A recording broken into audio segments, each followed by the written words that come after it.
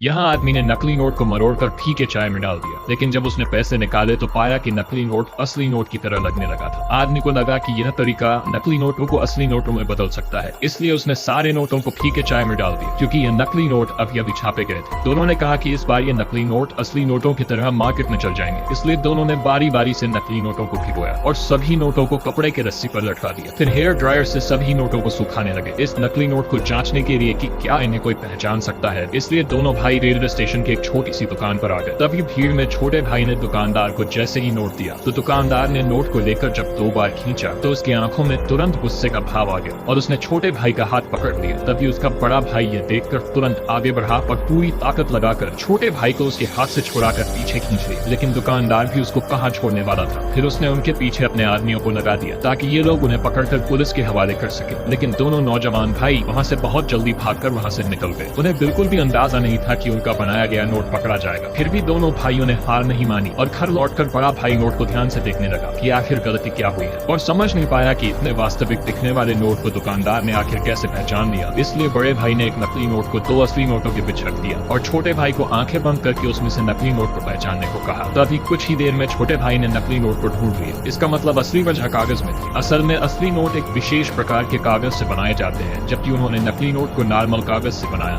भाई ने कहा कि दोनों कागजों में छूने और आवाज करने में फर्क होता है, इसलिए दुकानदार ने नोट को पहचान लिया। अगले पार्ट के लिए सब्सक्राइब और कमेंट करें।